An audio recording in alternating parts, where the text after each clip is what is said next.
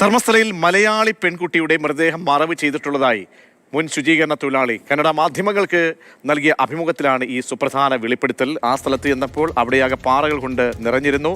കുന്നിടിഞ്ഞ് വലിയ മഴയും വെള്ളപ്പൊക്കവും ഉണ്ടായി. ഭൂപ്രകൃതിക്ക് മാറ്റം വന്നിട്ടുണ്ട്. താൻ മൃതദേഹങ്ങൾ കുഴിച്ചിടുന്നത് കണ്ടവരുമുണ്ട്. മനുഷ്യശരീരം കുഴിച്ചിടുന്നത് നായുടെ ശരീരം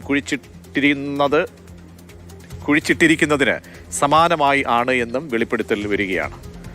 സാരം സുരേഷ് ചേരുന്നുണ്ട് വിവരങ്ങൾ നൽകാൻ. സാരംഗ്, അങ്ങനെ നേരത്തെ സംശയങ്ങൾ പലരും പറഞ്ഞിരുന്നു, കാരണം തൊട്ടടുത്ത സംസ്ഥാനമാണ്. അപ്പോൾ മലയാളി പെൺകുട്ടികളോ അല്ലെങ്കിൽ മലയാളികളുമായി ബന്ധപ്പെട്ടവരൊക്കെ തന്നെ ഉണ്ടായേക്കാമെന്ന സംശയങ്ങളൊക്കെ പറഞ്ഞു. പക്ഷേ ഇതിനൊക്കെ സ്ഥിരീകരണം ഇദ്ദേഹത്തിൻ്റെ വാക്കിൽ നിന്നാണ് വരുന്നത് എന്ന കൂടിയാണ് ഉള്ളത്. അപ്പോൾ എന്താണ് ഈ മുൻ ശുചീകരണ തൊഴിലാളി പുതുതായി വെളിപ്പെടുത്തുന്നത്?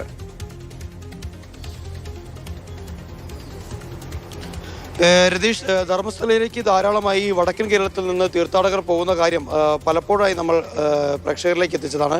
അതിൻ്റെ ഭാഗമായുള്ള അത്തരത്തിലുള്ള വലിയ ആശങ്കകളൊക്കെ തന്നെ ആളുകൾക്ക് വലിയ തോതിലുണ്ടായിരുന്നു. അതിനിടയിലാണ് ഇപ്പോൾ ഏറ്റവും നിർണായകമായി മാറിയേക്കാവുന്ന ഈ അന്വേഷണത്തെ സംബന്ധിച്ച് ഏറ്റവും നിർണായകമായേക്കാവുന്ന ഒരു വിവരം ഇപ്പോൾ ഇത്തരത്തിൽ ഒരു വെളിപ്പെടുത്തൽ എന്നുള്ള രീതിയിൽ ഈ ദൃക്സാക്ഷിയുടെ സാക്ഷിയുടെ ഭാഗത്ത് നിന്ന് പുറത്തേക്ക് വരുന്നത്.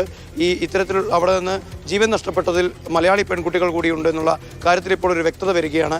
ഇവിടെ നേരത്തെ പരിശോധന നടത്തിയ വനഭൂമിയിലൊക്കെ തന്നെ സമാനമായ രീതിയിൽ നിരവധി മൃതദേഹങ്ങൾ സംസ്കരിച്ചിട്ടുണ്ടായിരുന്നു എന്ന് തന്നെയാണ് അയാൾ വീണ്ടും ആവർത്തിക്കുന്നത്. അവിടെ മലയാളി പെൺകുട്ടിയുടെ മൃതദേഹം കൂടി സമാന രീതിയിൽ സംസ്കരിച്ചിരുന്നു. എന്നാൽ പ്രളയശേഷമുണ്ടായ ആ ഒരു വ്യത്യാസത്തിൽ ഭൂപ്രകൃതിയിൽ വലിയ തോതിലുണ്ടായ വ്യത്യാസമുണ്ടായിരുന്നു. നേരത്തെ ആദ്യ കാലഘട്ടങ്ങളിൽ പാറക്കെട്ടിനോട് ചേർന്നുള്ള പ്രദേശമായിരുന്നെങ്കിൽ ഇപ്പോൾ പൂർണ്ണമായി അത് ഉയർന്ന പ്രദേശമായി മാറിയിരിക്കുന്നു. അതുകൊണ്ട് തന്നെ കൃത്യമായ ആ ഒരു സ്പോട്ട് ലൊക്കേറ്റ് ചെയ്യാൻ കഴിയുന്നില്ല എന്ന് തന്നെയാണ് പറയുന്നത്.